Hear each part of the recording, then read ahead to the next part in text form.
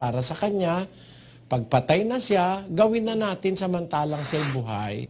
Kasi pag namatay na, hindi niya na maramdaman, hindi niya na alam, hindi naman niya ma-appreciate. Pagpatay na kasi ang tao, wala ka nang aalalahanin, nasa kamay na ng Diyos.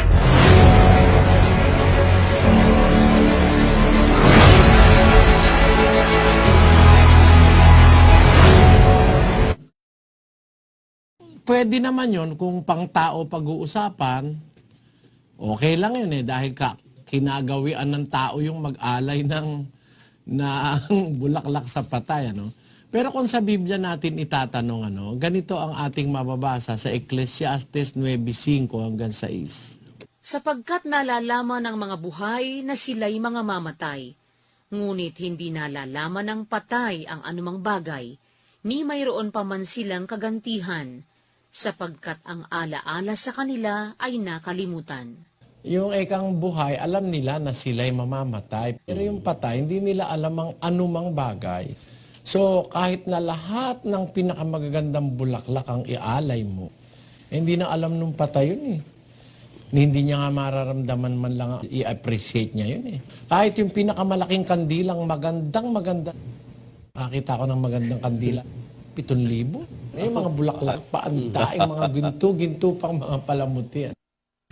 7,000. Sabi ko, sayang lang ang 7,000 mo. Pagka bibilin mo, iaalay mo doon sa puntod ng patay. Hindi naman niya na mararamdaman yun .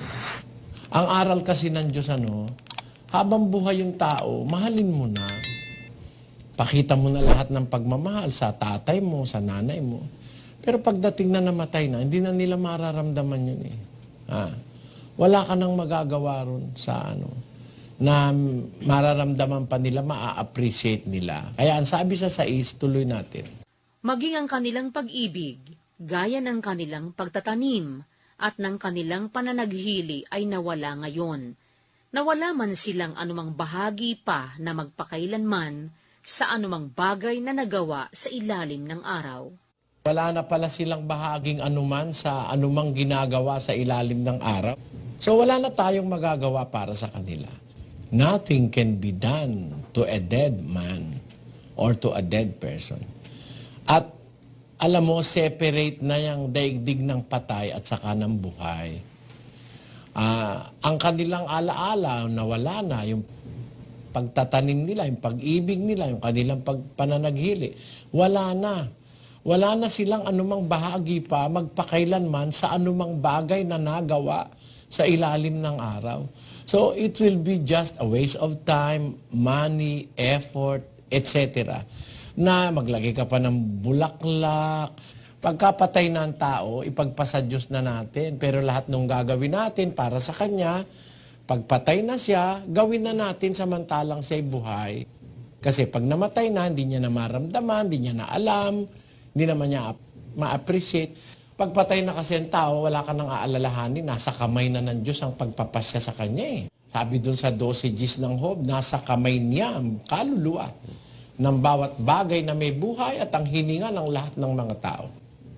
Nasa kamay na ng Diyos yan . Hindi naman hahatulan ng patay sa ginawa mo para sa kanya.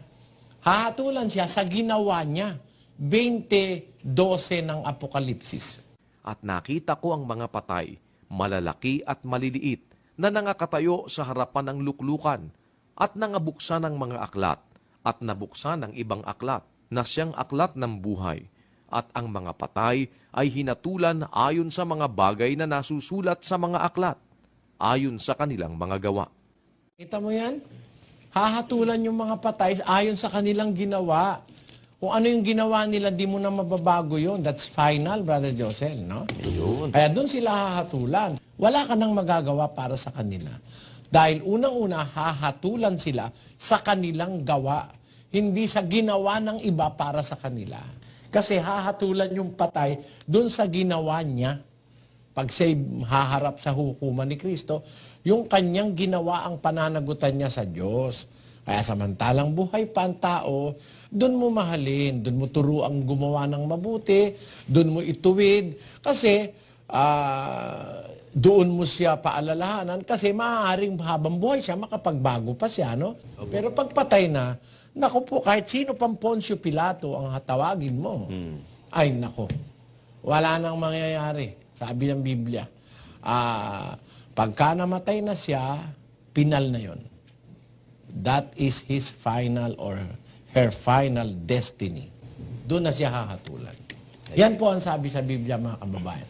Kasi ngayon yung nanay niya, yung tatay niya, dinadabog-dabugan. Minsan minumura pa nung isang ibang anak yung mga magulang Opo. Pero pagka namatay na ako, akala mo nagpapanangis at gagawin ng nicho, ipapawas out pa. Pagka primero ng Nobyembre, papipinturahan pa. Akala mo mahal na mahal. Namantalang nung buhay, dinadabugan. Basahin natin ang 23-27 ng Mateo. Sa aba ninyo, mga eskriba at mga pariseyo, mga mapagpaimbabaw, sapagkat tulad kayo sa mga libingang pinaputi, na may anyong maganda sa labas, datapwat sa loob ay puno ng mga buto ng mga patay na tao at ng lahat na karumalduman. Katulad lang yun ng mga mapagpaimbabaw. Naku, kung kailan patay yung kanyang lola, saka mahal na mahal niya. Namantalang nung buhay, pinananalangin, hindi ka pa mamatay, matanda ka. Nung mamatay, iiyak-iyak at pagkatapos ay nilalagyan ng bulaklak. Yan ang ugali ng mga eskribas at pariseyong mapagbanal-banalan. Pinapaputi yung libingan, nilalagyan ng mga bulaklak, dinidekorasyonan. Meron pa isang talata, mas maganda. Sa aba ninyo, mga eskriba at mga pariseyo, mga mapagpaimbabaw, sapagkat itinatayo ninyo ang mga libingan ng mga propeta at inyong ginayakan ang mga libingan ng mga matuwid. Tuloy. At sinasabi ninyo, kung kami sana ang nangabubuhay ng mga kaarawan ng aming mga magulang, hindi kami nangakaramay nila sa dugo ng mga propeta. Mga eskribas at pariseyo kayo, tinatayo niya yung mga libingan, ginagawa pang mga musoleo. At ginagayakan. Tarong lahat ng gayak nilalagay. Diba naman yung krus daw nilagay dun sa... Yan, gawa ho yan ng mga mapagpaimbabaw. Those works are all in vain. Hindi na nararamdaman niya ng patay. Hindi na rin yan makakadagdag sa kanilang kabutihan. Hindi na rin yan makakabawas sa kanilang kasamaan. What was done cannot be undone. So, kung alin yung na-record sa talaan ng Diyos, yun ang kanilang pananagutan. Gusto ko pong sagutin yung sinabi ng ating mga taga-subaybay na ating kapatid doon po sa ating Facebook page, mga kaibigan, na si kapatid na Mon Kapalar, na ganito po ang kanyang concern, mga kaibigan, no? Brother, baka pwede pakipaliwanag po sana. May napanood po kasi akong video. Meron po siyang isinend na video, mga kaibigan, at ito po ay video ng taga punto por punto, no? Sabi niya, sa 123 nyo po umpisahan. Out of context daw po kasi mga sinasabi ni Brother Eli. Kung wala kasing magtatanggol po dito, baka isipin ng mga tao na tama sinasabi dito sa video. Salamat po sa Diyos, subscriber nyo po ako sa YT or sa YouTube. So yun po yung kanyang komento ng ating kapatid, mga kaibigan, si kapatid na Mon Kapalar, na meron daw pinalabas doon po sa punto por punto na video, mga kaibigan, na nagsasabi si kapatid na Eli ay out of context daw. Pinanood ko po yung video at gusto ko pong iparinig sa inyo, mga kaibigan, mga kababayan. Narito po ang video, sabay-sabay po natin panoorin at atin pong sasagutin ito. Mahalaga po ito, mga kaibigan.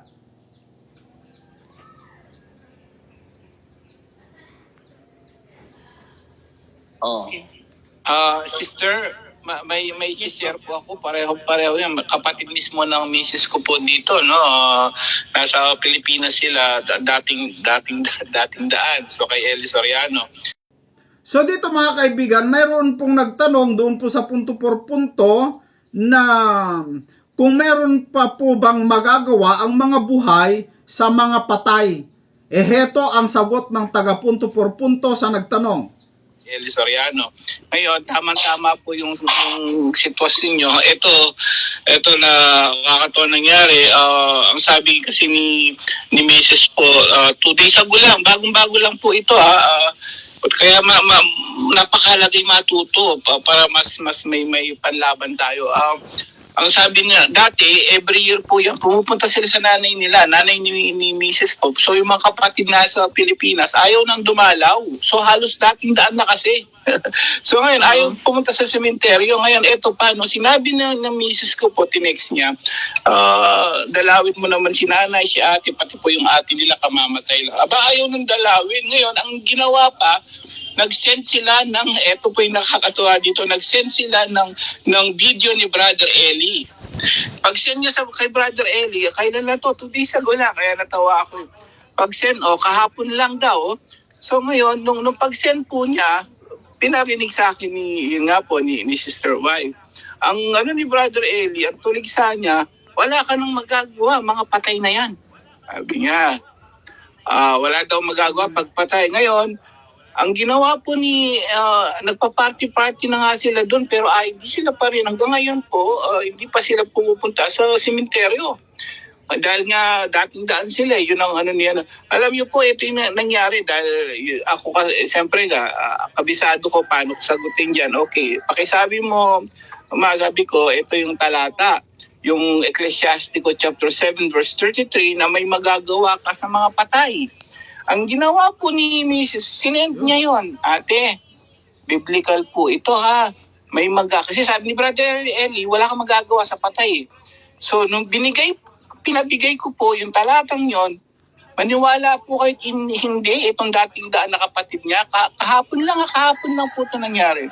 Kasi kailangan talaga may alam ko Nung pagkasin niya yung talatang yon at pinasabi ko kay Mrs. na sabihin mo, kaya natin pinagdadasal ang mga patay kasi may magagawa pa tayo. Bigay mo yung talatang to. Nung pagkabigay ng talata, alam mo po sabi ng kapatid niyang talagang panatik kay Eli Soriano, mo sabi niya? Salamat sa Diyos, sige, dadalawin na namin si nanay. Nasa Biblia pala. So in other words, talaga natuwa kami kasi fanatic talaga sila sa halos kapatid nito dating daan So, dahil sa talatang yon, na-realize nila, biblical pala yung Kung sinabi ko, explain mo ang mga turo ng mga Katoliko, biblical. May magagawa ka pa sa patay. Ayun, sige, dadalawin na namin si nanay, si ate ganito, si ate ganon. Hanggang ngayon, yan po, yun po yung sagot. But, ang po dito, kailangan po muna natin talagang palawakin ang pananampalataya natin, ang kaalaman natin. Kasi kailangan may kaalaman tayo at alam natin kung saan natin kunin yung mali nila. Or kung hindi natin kaya, doon natin kunin, ikayo naman ang mag-share na lang dito para kami naman magpapaliwanag. So sabihin nyo sa kanila, sige, kung ano man ang tuligsa ng born again pastor mo, itanong mo kung tama yung pastor mo, pumunta ka sa punto por punto. So kami na po nang bahala magpapaliwanag, ate. Yun lang po ang pwedeng gawin natin. Salamat po. Sige po, itatry ko siyang pero hindi ko pa sure. Yes, try nyo po. Ako tinry ko kahapon lang to, bagong-bago. Pero text yun, true text. Talaga nagbigay siya ng video talaga. Pinagyabang niya yung sinabi ni na out of context naman si Eli Soriano. So yun, nung binigay namin, ayun, dumalaw na, pinagdasal na yung nanay nila. So, possible po. Posible po. Walang imposible sa Diyos. Salamat po. Yeah, sige po. Maraming salamat po. Sige. Magandang gabi sa lahat.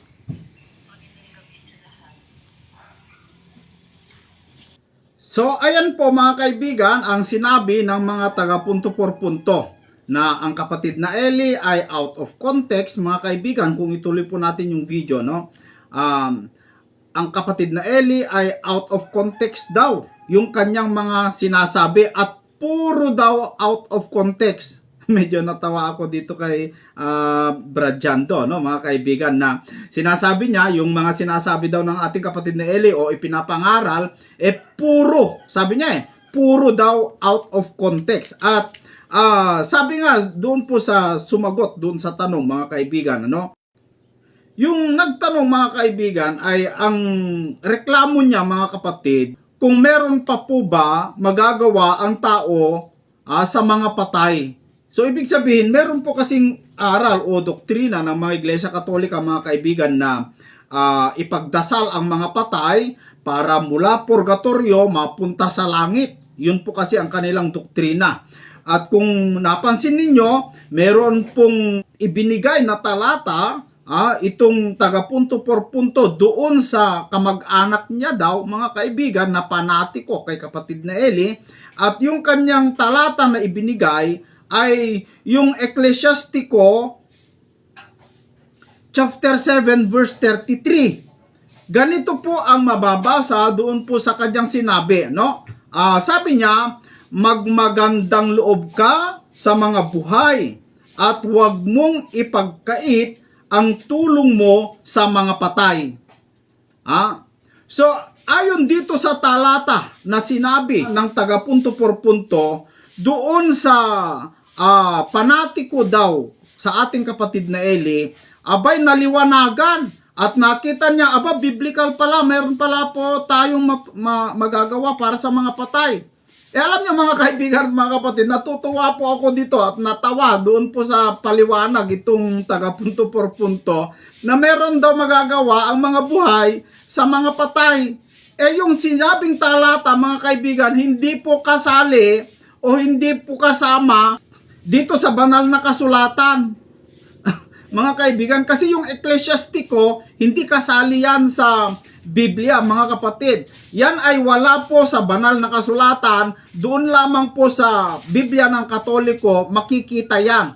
At kung yan po, mga kapatid, ay totoo o tamang aral, mga kaibigan, o tamang doktrina, o kung yan po ay sinasang-ayunan ng banal na kasulatan, napakarami pong talata na lalabagin o kalalabanin, mga kaibigan. Kung tama po ang doktrina ng Iglesia Katolika, kasi sabi niya, no, mga kaibigan, kung maalala nyo po yung kanyang sinabi na lahat daw ng aral o doktrina ng Iglesia Katolika ay biblical. So pinapalabas yung mga sinasabi ng ating kapatid na Eli ay hindi po biblical kasi out of context at hindi tama. Parang lumalabas yung mga aral ng Katoliko ang tama. Itong talata na ibinigay ng taga punto por punto, kadyanto, mga kaibigan, kasi video po ito ng taga punto por punto. Yung talata na ibinigay ninyo, napakaraming babasagin o sisiraing talata niyan, mga kaibigan. Bakit? Kasi wala na po talaga tayong magagawa para sa mga patay. No? Wala tayong magagawa, mga kaibigan. Wala ka nang magawa doon sa namatay na kamag-anak mo o anuman, mga kaibigan. Kapag ito po ay hindi po tumanggap sa ating Panginoong Jesucristo, wala ka nang magagawa kahit anong panalangin ang gawin mo. Hindi po si kapatid na Eli ang nagsabi niyan, mga kapatid. Pinapalabas, sinisiraan itong mga taga punto por punto ang ating kapatid na Eli na hindi tama yung kanyang sinasabi at out of context, mga kaibigan, no? Pero walang sinabi ng ating kapatid na Eli na masama kung dalawin mo ang iyong mga kamag-anak na yumao doon sa puntod. Ang sinasabi lang ng kapatid na Eli ay wala na po tayong magagawa sa mga patay. Hindi na natin sila pwedeng ipanalangin para maligtas. Wala na.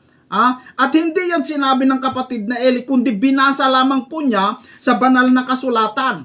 No, mga kaibigan at mga kababayan. Narito po ang video ng kapatid na Eli. So ayon po sa ating kapatid na Eli, Sino pa manalangin, hindi ka pwedeng iligtas. Basahin natin ang 14:20 ng Ezekiel. Bagaman si Noe, si Daniel at si Job ay nangandoon, buhay ako, sabi ng Panginoong Diyos. Hindi sila mangagliligtas ng mga anak na lalaki o babae man. Ang kanila lamang ililigtas ay ang kanilang sariling kaluluwa sa pamamagitan ng kanilang katuwiran. Kanya-kanya tayo ng gagawin. Gusto mong maligtas, gumawa ka ng katwiran, sumunod ka sa Diyos.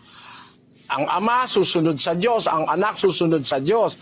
Gumawa ng katwiran yung ama, ayaw naman gumawa ng katwiran ng anak. Hindi maliligtas yung anak. Kahit manalangin yung ama, hindi rin maliligtas yung anak niya. Kahit nga si Job pa manalangin, o kaya si Noe, o kaya si Daniel, Sabi ng Panginoon, buhay ako, nandun ako sa araw ng paghukom. Hindi sila magliligtas ng anak na lalaki o babae man. So ayan mga kaibigan, wala na talaga tayong magagawa. Biblia po ang nagsasabi. Ang Diyos po mismo nagsasabi. Napakalinaw po yung binasa ng ating kapatid na Eli. Bagaman si Nue, si Daniel at si Job ay nangandoon, buhay ako, sabi ng Panginoon Diyos, hindi sila mangagliligtas ng mga anak na lalaki o babae man. Ang kanila lamang ililigtas ay ang kanilang sariling kaluluwa sa pamamagitan ng kanilang katwiran. So, ang tao maliligtas sa pamamagitan ng ating katwiran, ating gawa, mga kaibigan, hindi po sa ibang tao. Kasi napakalinaw po mga kaibigan, doon po sa Efeso chapter 2 verse 8 mga kapatid, ganito po ang ating mababasa. Ang daming lalabakin, no mga kaibigan, yung talata nila doon po sa Ecclesiastico na hindi naman kasali sa Biblia, no? Sabi dito sa Efeso chapter 2 sa verse 8, ganito po ang mababasa, sapagkat sa biyaya kayo nangaligtas. Saan daw tayo naligtas? Sa biyaya. Sa alin? Sa pamamagitan ng pananampalataya. At ito'y hindi sa inyong sarili. Ito'y kaloob ng Diyos. Verse 9. Hindi sa pamamagitan ng mga gawa upang ang sinuman ay wag magmapuri. Ang linaw po ang nakalagay dito sa talata mga kaibigan na tayo'y naligtas sa biyaya ng Diyos sa pamamagitan ng pananampalataya. No? At hindi ito nanggaling sa tao. Hindi sa pamamagitan ng gawa ng tao. Yung pagdasal mo sa mga patay, mga kaibigan, no? Para maligtas, gawa mo na yon. So hindi na yun sa pananampalataya kasi yung patay, kahit anong gawin mo, hindi na siya magkakaroon ng pananampalataya kasi patay na hindi na po siya magkaroon ng pananampalataya Kasi tayo po maligtas sa pamamagitan ng pananampalataya. Ayon sa banal na kasulatan. At doon sa ating nabasa, doon po sa Ezekiel, wala na tayong magagawa sa mga patay. Mga kaibigan at mga kababayan. Kasi kahit man si Nue, si Daniel, si Job, si David, o kung sino man mga kaibigan, hindi po sila makapagliligtas sa mga babae man, sa mga lalaki man mga kaibigan, kundi ang kanilang sariling kaluluwa lamang ang kanilang ililigtas sa pamamagitan ng kanilang katwiran. Hindi po sa mga gawa ng tao mga kaibigan. So napakasinungaling naman po itong mga taga punto por punto, mga kapatid at mga kababayan. Nagbigay pa nga ng talata, mali pa.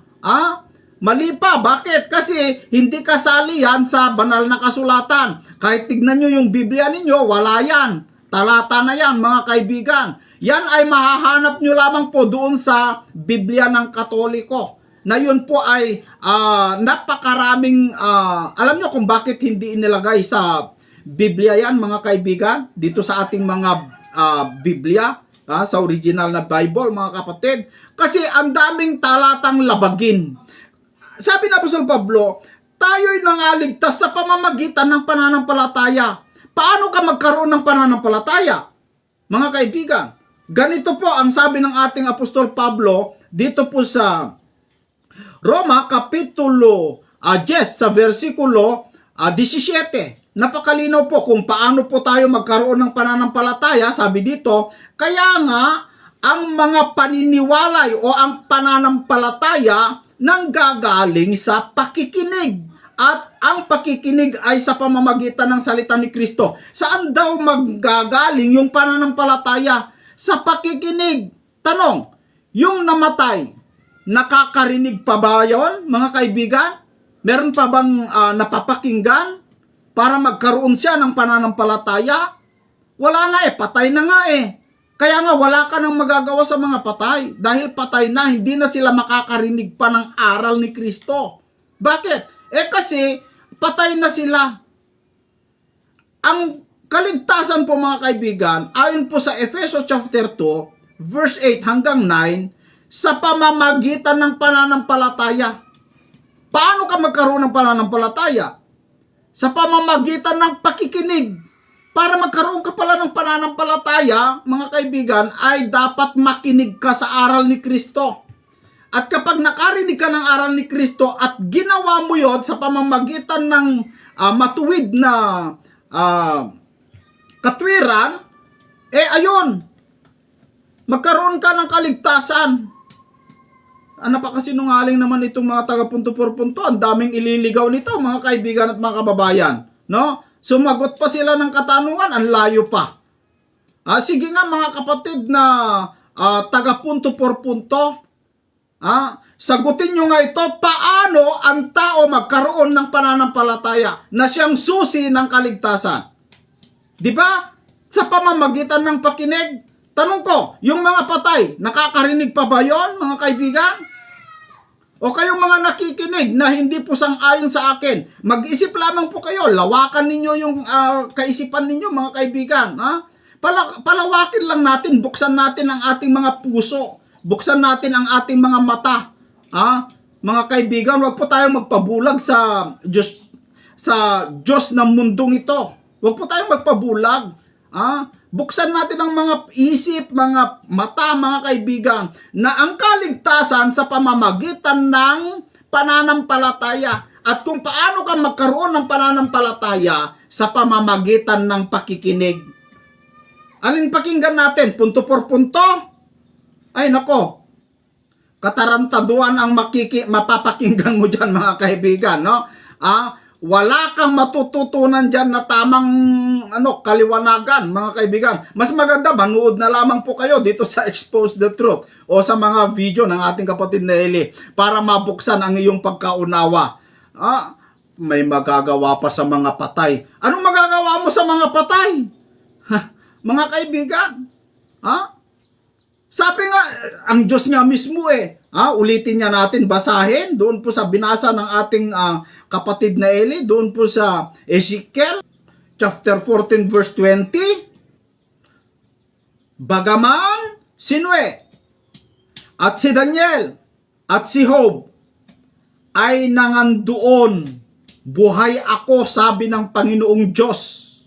Hindi sila mga gliligtas ng mga anak na lalaki o babae man. Ang kanila lamang ililigtas, alin? Ay ang kanilang sariling kaluluwa sa pamamagitan ng kanilang katwiran. Ang liwanag Ang Diyos po mismo nagsabi pero sabi ng taga-punto por punto, meron daw magagawa ang mga buhay sa mga patay. Alin ang paniniwalaan ninyo, mga kaibigan? Yung sabi ng Panginoon na ang taon ay hindi sila kayang iligtas ng mga patay na? O yung taga-punto por punto na nagsasabing pwede? Biblia po ang nagsasabi, mga kaibigan at mga kapatid, wala na tayong magagawa sa mga patay. Ang may makagawa lamang po kung paano maligtas pa ang mga patay, hindi po tayo. Si Kristo po, mga kaibigan. Kasi alam nyo, mga kapatid, kung maalala po ninyo, kung bakit ang Panginoong Jesucristo ay namatay ng 3 araw at 3 gabi, mga kaibigan, ay dahil po pumunta siya doon po sa bilangguan ng mga swail upang siya po ay mangaral doon, mga kababayan. Siya po ang may karapatan. O hindi po tayo. Ang responsibilidad lamang po natin bilang buhay pa at nangangaral, ipangaral natin ang tamang ebanghelyo, ang katotohanan sa mga buhay, at kapag sila po ay nakarinig ng tamang katotohanan at sila'y sumampalataya, dun po sila magkakaroon ng kaligtasan. Huwag mo nang ipagdasal, huwag mo nang pagsayangan ng oras, ang panahon, yung panalangin mo sa mga patay, huwag ka nang gumasto. Kasi kapag ito po'y ipagdasal mo, mga kaibigan, tumawag ka ng pare para ipagdasal ang puntod ng kapatid mo o kamag-anak mo o tatay mo, anak mo na yumao, magbayad ka. Kaya sinasabi nila, mayroon tayong magagawa sa mga patay. Kasi kapag tinawag mo sila, magbayad ka ng pera, ayun. May pera kasi dyan mga kaibigan. Hindi totoo yan, kapatid na Amon. Hindi po totoo na may magagawa pa ang mga patay. Yung sinasabi nila na panatiko sa ating kapatid na Eli na ayaw niyang dumalaw kasi masama, hindi totoong member ng MCGI yun. Ganun lang ba kadali? Hindi ako naniniwala yung mga nakapakinig sa mga aral turo ng ating kapatid na Eli. Hindi ako naniniwala na maniniwala sila na ang mga taong buhay ay pwede silang manalangin para sa mga patay. Kung member man yan ng MCGI, hindi yan nakikinig. Hindi nabuksan ang kanyang ang kanyang unawa, ang kanyang diwa. Hindi. Yan ang masasabi ko mga kaibigan at mga kapatid. Sana po ay naunawaan po ninyo. Ulitin ko, Diyos na mismo ang nagsabi na ang mga tao na buhay, wala na po silang magagawa sa mga patay. Yung talata na ibinigay ng mga taga-punto por punto, hindi po kasali yan sa banal na kasulatan. Hindi po kasali yan. Kapag isali mo yan sa banal na kasulatan, mga kaibigan, ang daming lalabagin. Si Kristo nga po nagsabi mismo doon po sa Lucas chapter 16, doon po sa verse 19 hanggang patuloy mga kaibigan, kung basahin po natin, no? Yung si Abraham, at saka si Lazaro, mga kaibigan. Nung si Lazaro ay nasa piling na ni Abraham, yung mayaman na namatay, tumingala sa langit. Humihingi po ng tulong mula kay Abraham at kay Lazaro, na sana man lang ay tulungan ni Lazaro itong si mayaman para sa kanyang kahirapan doon po sa alab na apoy o lugar, mga kaibigan. Pero ang sagot po ng Abraham, ganito po mga kaibigan, gusto ko pong basahin.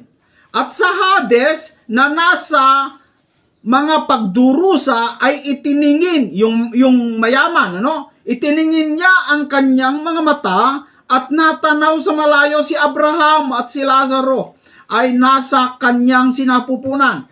At siya ay sumigaw, yung mayaman, at sinabi, Amang Abraham, maawa ka sa akin at suguin mo si Lazaro upang itubog niya sa tubig ang dulo ng kanyang daliri at palamigin ang aking dila sapagkat naghihirap ako sa alab na ito. Humihingi ng tulong yung mayaman kasi nandun po sa Hades, sa lugar kung saan ay pagdurusa, mga kaibigan.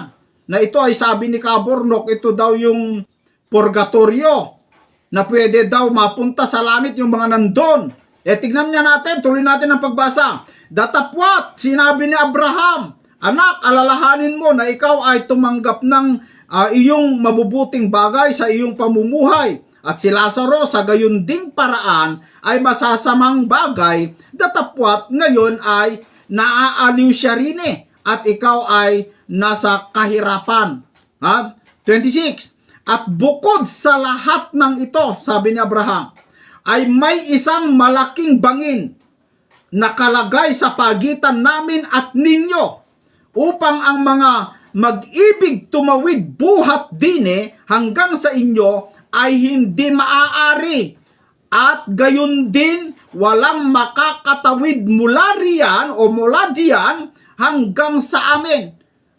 Yan po ay kwento ng ating Panginoong Hesukristo na mula doon sa Hades patungo sa piling ni Abraham, kung saan man, mga kaibigan, sabi nila ay paraiso daw, pero wala ka naman mababasa dito na paraiso, mga kaibigan, no? Ay hindi pwede tumawid yung nandun sa Hades papunta kay Abraham, yung nandun kay Abraham papunta sa Hades, hindi po pwede tumawid dahil may nakasarang bangin. O sige nga, meron ka pa bang magagawang maganda? O maliligtas mo pa ba yung mga nandun sa Hades sa pamamagitan ng panalangin mo? Si Kristo na po nagsabi niyan, mga kaibigan. At ang Diyos mismo ang nagsabi, walang magagawa ang mga buhay para sa mga patay. Bahala na kayo kung paniwalaan nyo yung mga taga punto por punto na puro katarantaduhan ang sagot. Ano ba yan, mga kaibigan? No? So, wala na po tayo magagawa. Kasi ang kaligtasan, uulitin ko, sa pamamagitan po ng pananampalataya. At kung paano po tayo magkaroon ng pananampalataya para magkaroon po tayo ng kaligtasan ay sa pakikinig sa salita ni Kristo. Yung patay, wala na silang mapapakinggan pa kasi patay na sila. At heto pa mga kaibigan, bakit mo ipagdadasal yung patay para mapunta sa langit? Bakit? Alam mo ba na siya'y napunta sa langit o hindi? Sigurado ka ba na nasa langit na o nasa purgatorio pa? Anong katwiran mo, anong patunay mo, bakit mo ipagdadasal yung tao na mapunta sa langit samantalang hindi mo alam kung ligtas siya o hindi? Ikaw nga mismo hindi mo alam kung maligtas ka eh.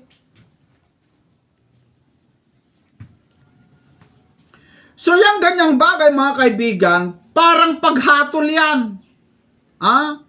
Paghatol yan. Hinahatulan mo na yung patay ay wala pa sa langit. Kaya mo ipinagdadasal. Paano kung nandun na? Dasal ka ng dasal kada taon. Dasal ka ng dasal kada taon. Ipagdarasal mo kada taon. Ipagdarasal mo. Bakit pag napunta na sa langit, babalik ulit? Mag-isip nga tayo mga kaibigan. Sabi ko nga, dahil may pera yan mga kapatid. So, maraming salamat po sa iyong pagkomento, kapatid na Mon Kapalar, dito sa ating Facebook page. At maraming salamat din sa pagsubaybay mo sa ating YouTube channel, mga kaibigan. Sana po mga kapatid, yung mga may mga katanungan pa, yung may mga gustong maliwanagan, ay tuloy-tuloy lamang po kayo makinig dito sa ating programa at sa mga video ng ating kapatid na Eli. Maraming salamat po sa inyong lahat. Hanggang sa muli po, kawaan po tayo ng Panginoon.